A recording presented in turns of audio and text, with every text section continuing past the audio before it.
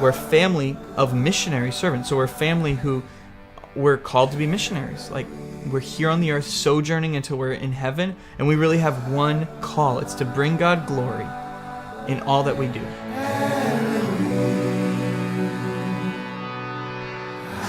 We need to be intentional about calling the body to be the body. We were not created to live this life alone. Like, we were created for other people in our life. We really need to be empowering each person to live out their identity as part of this body of Christ. We're not this group that just stays together like a clique and just hangs out and loves being together, because we're living with a focus to reach and minister to other people. Our discipleship happens in the missional communities. Our encouragement happens in the missional community. Our confrontation for sin, our care for each other. If you have needs, they get met by your missional communities.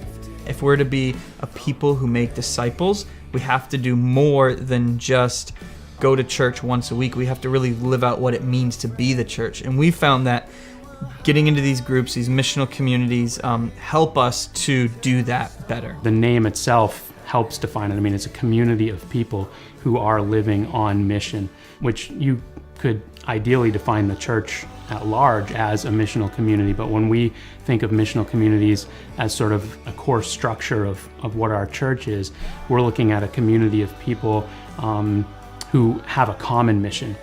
It's refreshing. It's a way to be accepted without any perimeters. A missional community it's kind of like the building block of a church. It's a group of people who are family. We treat each other like family. We help each other out when any of us has a need. The missional community has been really beneficial to my kids as far as, helping them to grasp the concept that we are the church, that we don't go to church. If you've never seen a group living on mission together, it looks weird.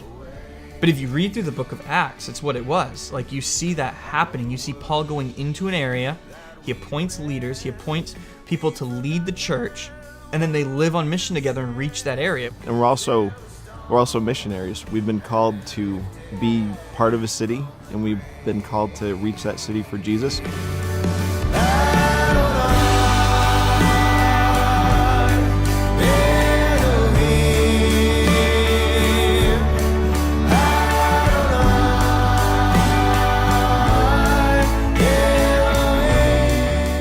The idea of a missional community is strange, but it's strange because it's just culturally not happening.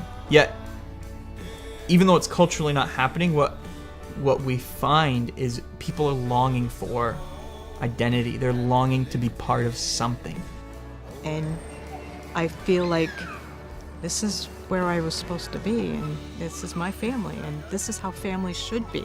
The missional community itself is a more outward focus. So we're looking at not just how can we be fed or how can we consume, but how can we give, how can we bless, how can we feed, in essence, those around us. And what we as the church are saying is like that identity is in Jesus. And so if we're in Jesus, it means we're part of this family. And it means we're part of living out the mission as sons and daughters together.